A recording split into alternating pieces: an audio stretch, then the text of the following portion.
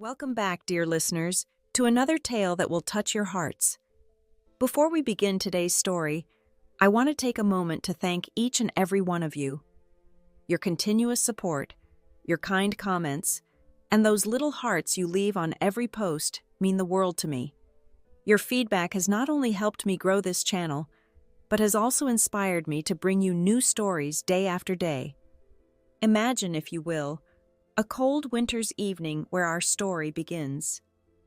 This is where I found myself reborn, not in the physical sense, but in spirit. The moment that changed everything was the day I was meant to adopt that child, the one who would become my greatest regret. The bitter wind whipped around me, carrying with it the distant cries of a newborn baby, and with those cries came the memories flooding back. My husband had orchestrated it all perfectly. He knew my route home from work, and he knew my heart. He had placed his illegitimate child there, confident that my compassion would compel me to take the baby home. Then, like a perfectly rehearsed play, he would suggest we adopt the child legally. In my past life, I fell right into his trap. But not this time. This time, I turned my back and walked away, even knowing the cruel fate that awaited the child, the pneumonia, the fever, the possible disabilities from exposure to the cold. As tears of bitter laughter rolled down my cheeks, a shocking revelation hit me. The ungrateful son from my past life had been reborn into this very child. He was about to face the destiny he truly deserved. In my previous life, I had given this child everything: my love, my career, my very existence. I transformed myself from a successful career woman into a devoted housewife, spending my entire inheritance to secure his future in the city. The cruel irony of fate still haunts me. My reward for all that sacrifice? Being left to die alone in a crumbling countryside house, so desperate for water that I resorted to licking it off the dirty ground. Meanwhile, my beloved son lived luxuriously in the house I had bought him, dedicating himself to caring for his real mother, my husband's mistress. I remember my final days with painful clarity. My body was weak, my throat parched with thirst, and my heart heavy with resentment. My son was preparing for his wedding, and naturally, a new house and car were essential expenses.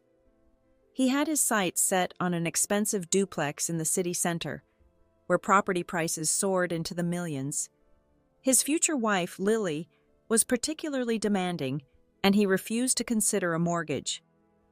When he came to me that day, his eyes pleading like a child's for the first time since his youth, I felt my resolve weaken. "Mom," he had said, "how can I face Lily if we have to take out a loan? We can pay it all at once with your money. I'm your only son. Would you really let me lose face?" His pride, a trait I had foolishly nurtured since his childhood, shone through even then. What he didn't know was that the money he spoke of so casually wasn't family money at all. It was my inheritance, specifically willed to me by my parents, completely separate from my husband's claims.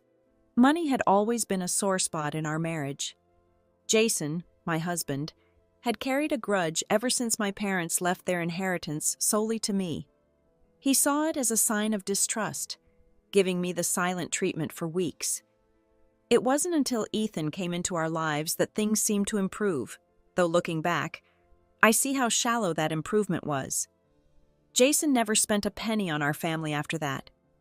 His salary remained his private mystery, and heaven forbid I ever asked about it. The mere mention of money would send him into a rage. So there I was, shouldering every expense, from grocery bills to Ethan's private tutoring. I convinced myself it was fine because they were my chosen family. Such a fool I was. When the time came, I sold everything: the beautiful villa my parents had left me, the jewelry I'd treasured for years, all to fulfill Ethan's dream of owning that duplex. But the house was just the beginning. Then came the decorating costs, and there I was, staring into my son's pleading eyes again. With my pride in tatters, I started making those humiliating rounds to relatives and old friends, begging for loans. I'll never forget the look of contempt in my old friend's eyes when I explained my situation. "You haven't worked in years," she said, each word cutting like a knife. "How do you expect to pay this back?" Jason swooped in with his empty promises about repaying the debt, suggesting I could always find a job now that Ethan was getting married. My friend's skepticism was clear as day, but she relented, and I stumbled through my thanks like a desperate beggar. But fate wasn't done with me yet. When I arrived at the new house, money in hand, I walked into a scene that would haunt me forever. There was Lily, my usually distant future daughter-in-law, chatting and laughing with a strange woman she called Mom. But this wasn't the mother-in-law I'd met before.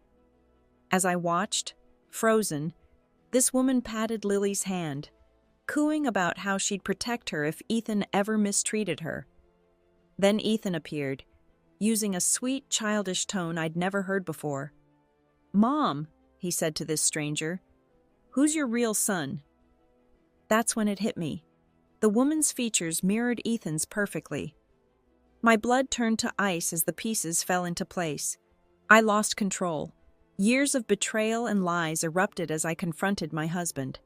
But Jason, my supposed life partner, didn't hesitate to shield this woman, Ethan's real mother, while looking at me like I was something disgusting he'd found on his shoe. Even Ethan, my sun and stars, stood with them, clutching his birth mother's hand. In the chaos that followed, someone pushed me. The world spun as I tumbled down the stairs, blood spraying from my head, my leg twisting unnaturally beneath me. But did my loving family call for help? No. Instead, Jason calmly picked up my dropped phone, using the passcode he knew so well, Ethan's birthday, to check my banking app. His face lit up with cruel delight as he turned to his son. "Emily," he said, my borrowed money already burning a hole in his pocket, "we can finally decorate this house properly. Dad will add a bit more to make it perfect." I watched as my son, my Ethan, hesitated for a moment, his eyes flickering toward my broken body. But under that woman's gaze, he couldn't even bring himself to call me Mom. Then came the pain, sharp and brutal, as Jason's foot connected with my injured leg. My scream seemed to delight him, his eyes gleaming with a cruelty I'd never seen before. "You know," Jason said casually, as if discussing the weather, "I was planning to tell Emily anyway. Your mom and I, we're the real family. We should have been together all along." He glanced down at my crumpled form. "As for Emily, we'll dump her in the countryside.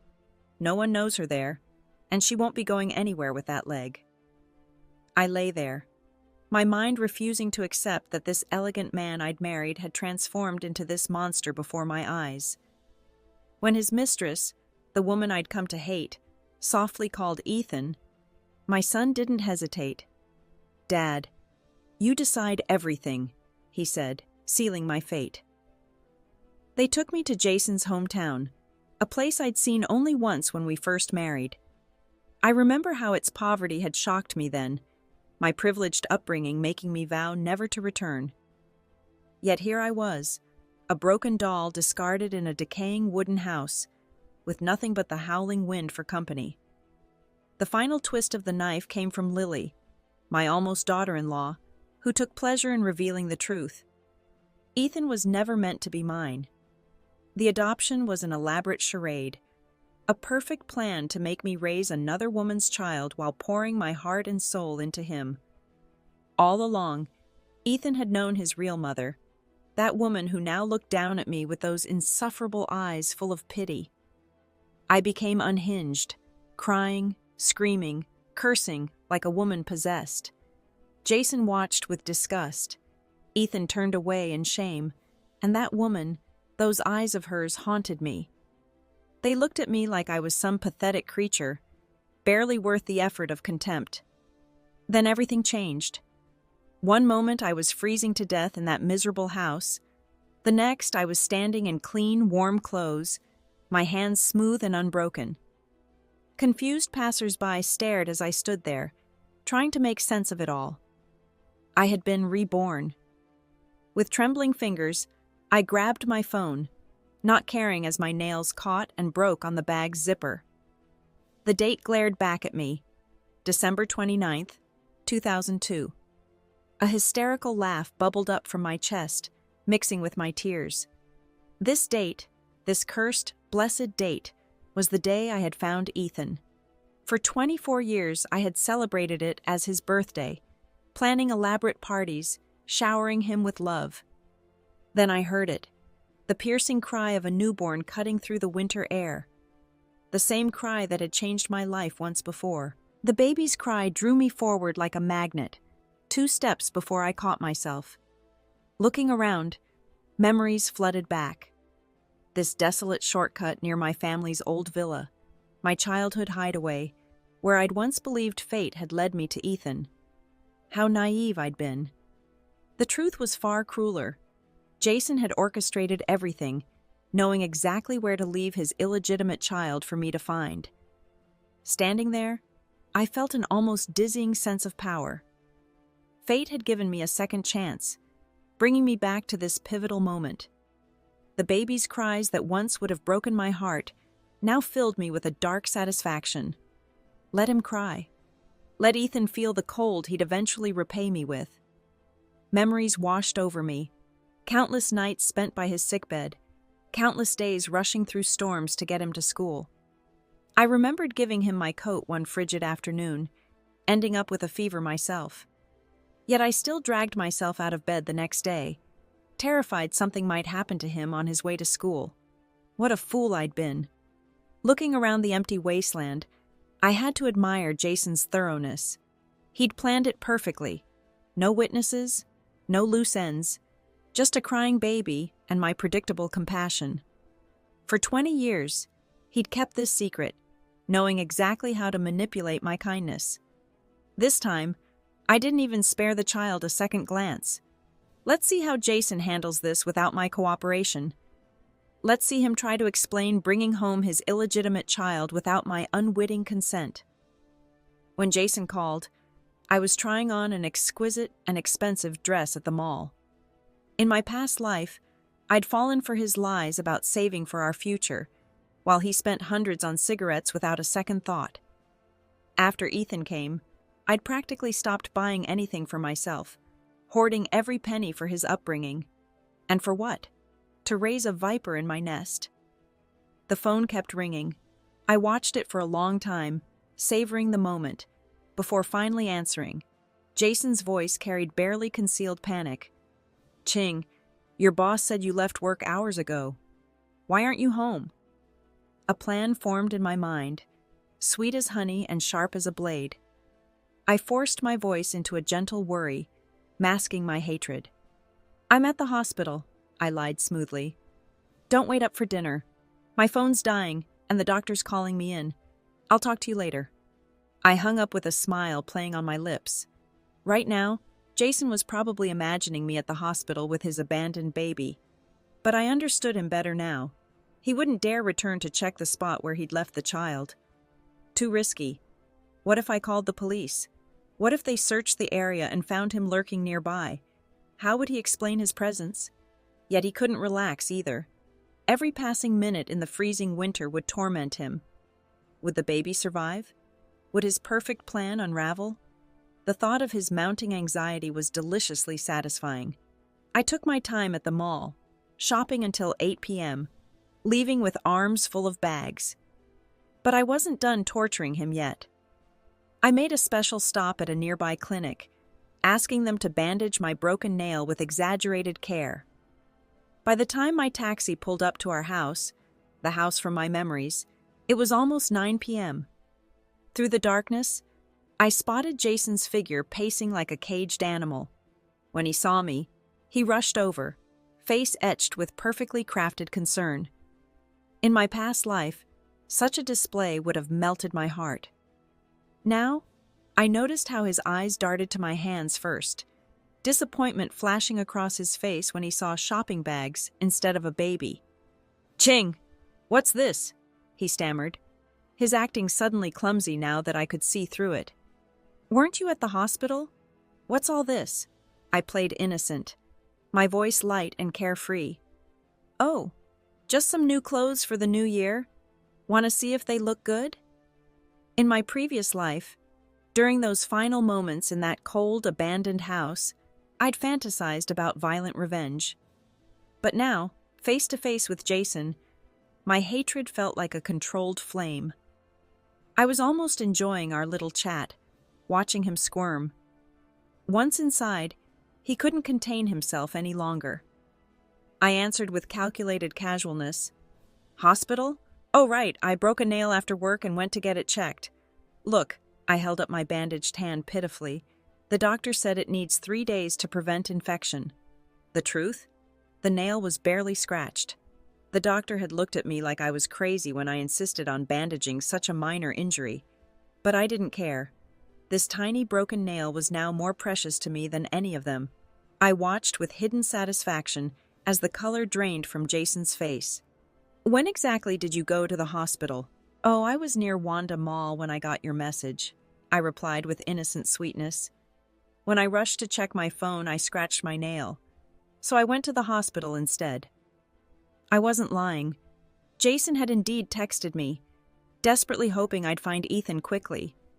Now those same urgent messages had become my perfect alibi. I watched the color drain from his face as he processed my words. The Wanda Mall, so close to where he'd left Ethan. In his mind, he must have been cursing himself, realizing his own messages had derailed his carefully laid plan. The irony was delicious. His expression shifted through panic, fear, and finally desperate realization. Without a word, he bolted from the house. I savored the sight of his retreating figure. Let him rush to that deserted road. Let him face what he'd done, leaving his own newborn son to freeze for hours in the bitter cold. How fitting that his precious plan would backfire so spectacularly. Snow began falling outside my window as I waited at home. But unlike Jason's earlier anxiety, my waiting was filled with dark satisfaction. In my past life, I'd never understood women who dedicated themselves to revenge. Why not just move on, I'd wondered. How naive I'd been. Yes, I still had my life ahead of me, my career, my inheritance, my youth restored. But the hatred burning in my heart had transformed me. It would make me a demon, and I would embrace that transformation. No quick divorce, no clean break. I wanted to stay, to watch, to guide them all toward a fate worse than what they'd condemned me to in my past life. Jason disappeared for 3 days after that night. I played the worried wife perfectly, calling with concerned questions, only to hear his mumbled excuses about being at the hospital. In the background, a woman's sobs reached through the phone. My fingers clenched briefly before relaxing as a smile spread across my face. That must be her. His lover. Ethan's real mother. Of course she'd known about their plan. Now she was crying over their precious son, rescued from death by the very man who'd abandoned him. Let her cry. They'd brought this on themselves. On the 4th day, Jason called, his voice hesitant, asking me to come to the hospital. I agreed immediately, playing the perfect, unquestioning wife. There, he spun his tale, how his sister had supposedly found a nearly frozen child on her way home from work. The nurse's voice dripped with judgment. What kind of parents would abandon their child in such weather? A few hours later, and he wouldn't have survived. She paused, her words becoming heavier. Even now, his throat is so swollen he might never speak. 3 days of fever. If he's not mentally disabled, he'll still face severe developmental delays. I watched Jason's face contort, like a man caught in his own trap. He stumbled through an awkward apology to the nurse before turning to me. "Ching, I need to tell you something." Then came the familiar script. How pitiful the child was, how he wanted to adopt him. He wove in the tale of his weak sperm diagnosis, painting this abandoned child as a gift from heaven. The words hit me like an echo from my past life, barely changed. That clever lie about his infertility, it had worked perfectly then, erasing any suspicion that Ethan could be his biological son. Now I understood its deeper purpose. Even if Ethan grew up disabled, Jason would never abandon him. How could he? This was his only chance at fatherhood, his beloved's child. My heart turned to ice. If he loved that woman so deeply, why destroy an innocent life in the process? Why sacrifice my entire existence for their happiness? Enter Linda, Jason's sister, a character absent from my past life, now materializing to play her part. You need someone to care for you in old age, she pressed. Someone to handle your funeral arrangements. If you like this child, why not keep him? I caught the calculated gleam in her eyes. She must have known everything in my past life, must have been part of their elaborate deception. Memories flooded back. How I'd rescued Linda from poverty, funded her education, helped her buy a house in the city. And my reward? Being their puppet, their workhorse, pouring out my time, money, and love until they'd used me up and tossed me aside. Their faces showed shock when I, their reliable doormat, flatly refused. I furrowed my brow in manufactured concern. Even if we wanted to adopt, we couldn't take this child. Didn't you hear the nurse? He'll never be normal. The harsh fluorescent lights of the hospital corridor cast long shadows as I delivered my cruel verdict. This child might be permanently damaged from the fever. What's the point of raising such a child? My words cut through the air like ice. Don't think me heartless, Jason. Save your blame for the parents who abandoned him. You've done enough by bringing him here. I was savoring Jason's pained expression when a sharp crash shattered the tense silence. A porcelain cup rolled out from behind a nearby curtain, followed by a woman who emerged like a ghost from the shadows. She forced a smile as she bent to retrieve the cup, but her eyes held something darker. It was her, Ethan's real mother, Jason's true love.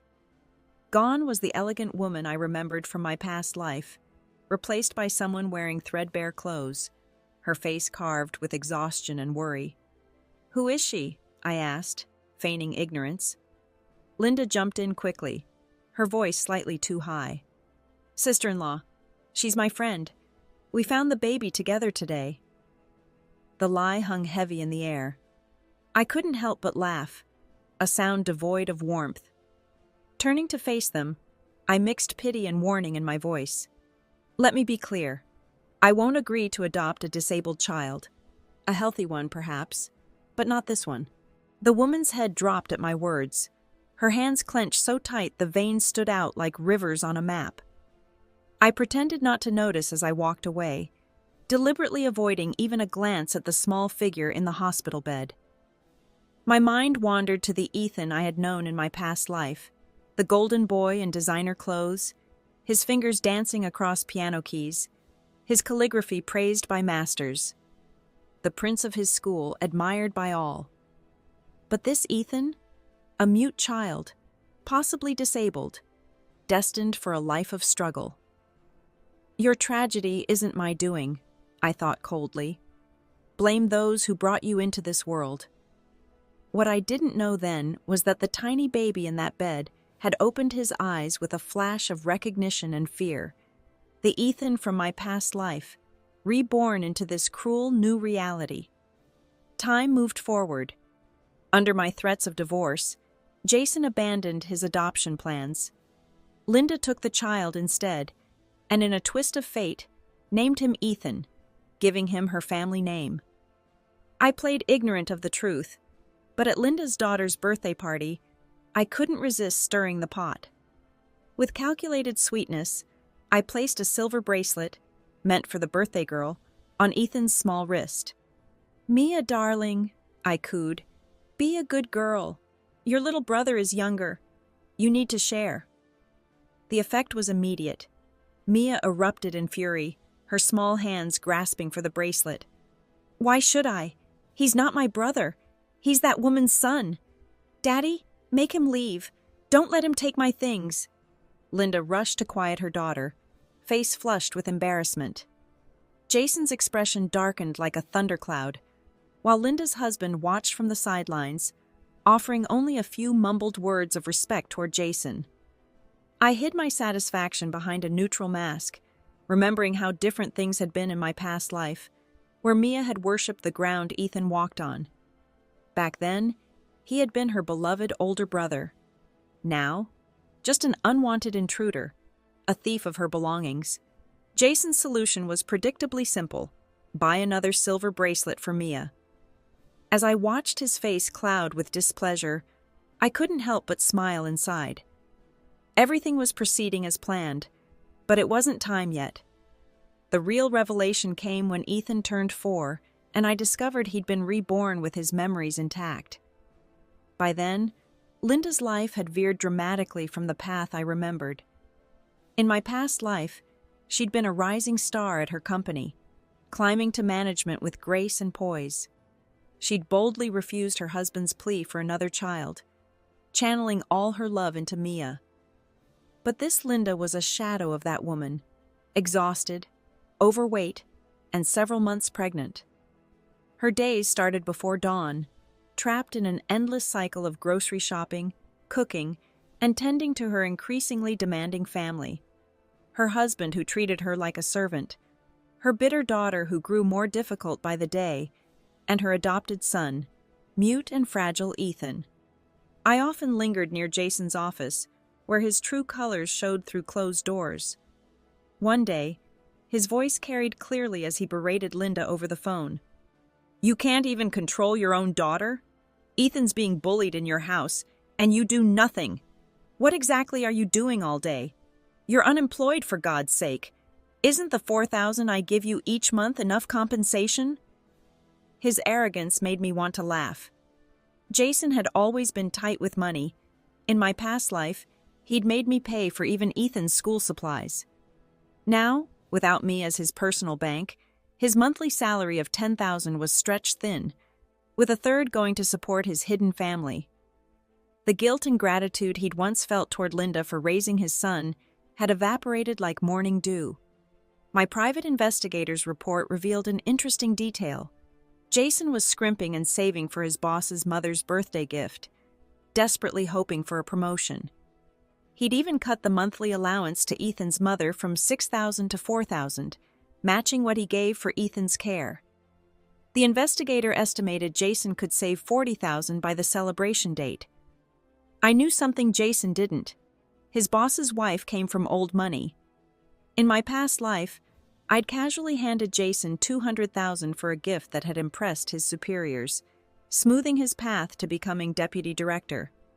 But this time, I smiled, knowing how differently things would play out. That $40,000 would barely register as a gift to people of their wealth. My thoughts were interrupted when I caught sight of Ethan skulking behind the kitchen door. He placed something on the ground before darting away like a shadow. What struck me was his eyes. They burned with an adult's resentment, completely out of place on his childish face. The tragedy unfolded like a perfectly staged play. Mia, running wild as usual, burst into the kitchen and slipped. She crashed into Linda, who was working at the counter. The impact sent Linda's pregnant belly straight into the table's edge. Her scream pierced the air as she crumpled to the floor, blood spreading around her like a crimson pool. As Linda was rushed to the hospital, Mia stood frozen, her cheeks stinging from her father's furious slap, while chaos erupted around them. While everyone rushed to the hospital, I volunteered to stay behind with the children, a decision that raised no suspicions. In the kitchen, I knelt to examine the blood-stained floor, finding exactly what I expected: a thin film of grease mixed with the crimson pool. Ethan's handiwork. A quiet laugh escaped my lips as I thought about how different this Ethan was from the one in my past life, who had doted on Mia like a protective older brother.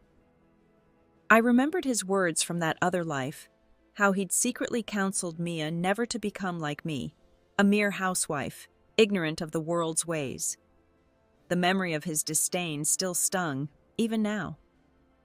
Rising slowly, I made my way to his room, deliberately ignoring Mia's presence in the hallway.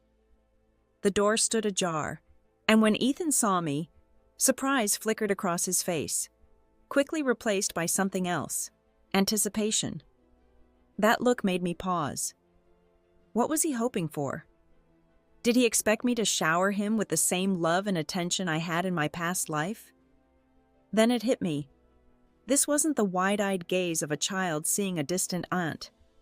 My heart thundered in my chest as realization dawned. Ethan must have been reborn too.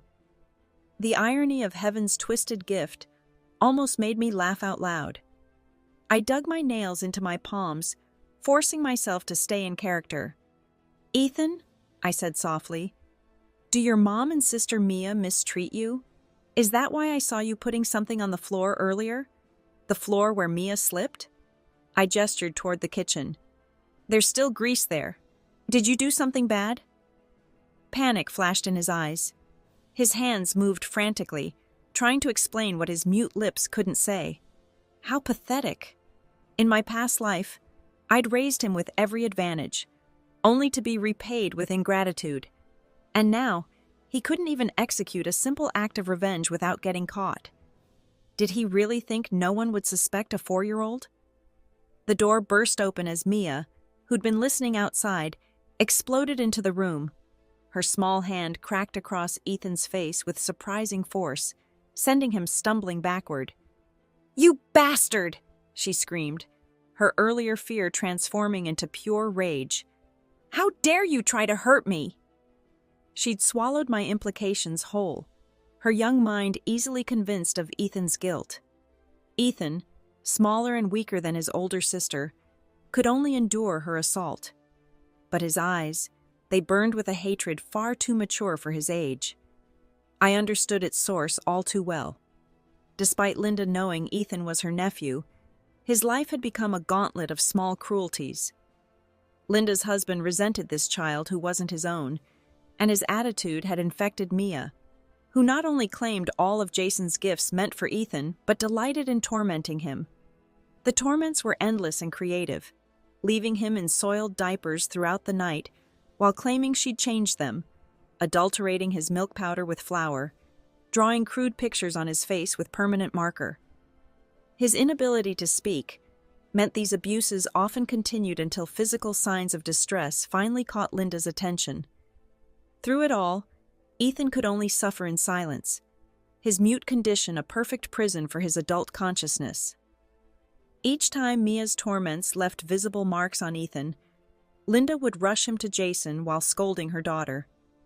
She never realized this cycle only deepened Mia's hatred, pushing her to devise even crueler ways to hurt her adopted brother. I couldn't help but wonder if the Ethan from my past life had ever experienced such degradation. These years of rebirth must have felt like an endless nightmare for him, watching Linda's family become the target of his growing hatred. As he grew older and gained some independence, he didn't hesitate to strike back. It was like watching feral dogs tear at each other, a spectacle that filled me with dark satisfaction. After savoring Ethan's misery for a while, I finally intervened to stop Mia's attack. The look in Ethan's eyes, that mixture of gratitude and self-pity, both revolted and amused me. If only he knew this was merely the opening act of his tragedy. Linda lost her unborn son in the miscarriage. When Mia tried to expose Ethan's role in the accident, she found herself without proof. Too much time had passed, and finding cooking oil near a kitchen wasn't exactly suspicious. Jason, predictably, rushed to defend his secret son. He berated Mia viciously, calling her petty and cruel for trying to frame her innocent little brother, completely forgetting she was his own flesh and blood, his niece. Under this constant barrage of accusations, something in Mia's eyes changed, taking on an unhinged quality that spoke of deeper damage. The inevitable explosion came when Mia stabbed Ethan in the eye, sending him to the emergency room. Upon hearing this news, I made a single phone call, and soon my private investigator sent me exactly what I'd been waiting for: a video of Sophia, Ethan's birth mother, holding her injured son and weeping while Jason comforted her. Their family resemblance was unmistakable, a visual confession of their secret. This damning evidence was destined for another viewer, Sophia's husband, a recently released convict with a violent streak. Through my investigator, I'd learned the whole sordid tale. Sophia and Jason were childhood sweethearts from the same village, but Jason's ambition led him to pursue my family's wealth in college. Meanwhile, Sophia's parents forced her into marriage with her current husband. After he was imprisoned for assault, Sophia came to the city as a manual laborer, where fate cruelly reunited her with Jason. Their rekindled affair produced Ethan, their secret love child. My private investigator, thorough as always, kept me updated on every development. With a few carefully placed suggestions, Sophia's husband soon discovered the truth. The burly ex-convict's first instinct was to grab a knife and confront Jason, but Sophia's desperate pleas stayed his hand. Instead, he demanded compensation, $500,000, a sum that would bankrupt Jason even if he sold everything he owned. And so, after years of treating me with cold disdain for refusing to adopt Ethan, Jason finally came crawling back. His excuse was almost laughable. He needed money for his boss's gift. The same Jason who had scorned me was now reduced to begging for my help. The day of the court hearing arrived, and I made my entrance like a queen returning to her kingdom, flanked by bodyguards. At Jason's hospital bedside, where he lay still unable to rise, he pleaded for mercy, invoking our years of marriage. I leaned close, my smile sharp as a blade, and whispered, "I heard your sister won't raise your illegitimate child anymore. It's understandable, isn't it? A child both mute and blind. He'll be nothing but a burden for life. But Jason, you have only yourself to blame. Your greed and cruelty led to this, abandoning a newborn by the roadside." I paused, letting the words sink in. "Tell me, when Ethan grows up, will he understand why you abandoned him?" Jason's eyes widened in horror as understanding dawned. His face flushed red with rage and shock. You knew everything all along?" I smiled so widely at his realization that he looked ready to cough up blood. "But I didn't do anything," I said sweetly. "You're the one who crippled your only son. You're truly vicious." Sophia's weak voice cut through the air behind me. She'd heard everything, her agitation palpable. I turned to face her calmly, noting how the years had worn her down even further than when I'd first met her 4 years ago. Her skeletal frame and bruised face told their own story of suffering. "Oh, wasn't this plan originally yours?" I mocked. "You brought this fate upon your own son, too. How tragic." With a dismissive shake of my head, I swept out of the room, my bodyguards creating an impenetrable wall between me and their despair. 12 years passed like water through my fingers. I returned from an extended French vacation to find my old private detective waiting with updates on their lives. Sophia had landed back in prison for assault. Linda had finally returned Ethan to Jason, washing her hands of the whole mess. Now Jason and Sophia shared a cramped room in the slums, scraping together whatever they could from odd jobs to send Ethan to sign language and braille classes. But Ethan's heart had turned to stone. Unlike his past life, where he'd had everything and could afford forgiveness, this Ethan, stripped of all dignity, channeled his hatred toward Jason and Sophia. His temperament grew violent and dark, nearly causing him to fail out of the school for the disabled. His parents had to beg and borrow, greasing palms just to secure his diploma. Yet even this hard-won certificate opened no doors. Every company, large and small, turned him away. Even convenience stores rejected his applications. I watched from the shadows as Jason and Sophia humbled themselves before yet another restaurant owner. "He's blind, but he can work," they pleaded. "He'll wash dishes. He's very thorough." Ethan stood behind them, a shadow of bitterness, his unkempt hair hiding his damaged eyes, radiating gloom. From a nearby table, I overheard a young girl whisper to her friend, "Look at that guy. His eyes are so scary." A curious voice cut through the air, stopping me cold. It was Lily, Ethan's wife from his past life. She sat with Mia, who looked at Ethan with undisguised contempt. "Tuh, a blind guy," Mia sneered. "What's there to be afraid?" Her words were cut short, as time seemed to crystallize, then shatter. In a blur of motion, Ethan lunged forward, and suddenly Mia was lying in a spreading pool of blood. The knife in Ethan's hand flashed again and again as he slashed wildly at her. His face transformed into something inhuman, a mask of pure hatred and madness. This time, he only managed to slice open Mia's arm before the restaurant patrons wrestled him to the ground. I watched the scene unfold with perfect serenity, Ethan thrashing against those restraining him, his unseeing eyes somehow still blazing with fury. Jason and Sophia's desperate attempts to control their son, their faces so worn and haggard they looked 20 years older than their age. The sight filled me with an overwhelming sense of completion. Finally, my heart was still, like a lake without a single ripple. Standing there, witnessing the culmination of my revenge, I knew with absolute certainty that my new life, free from the shadows of my past, had truly begun.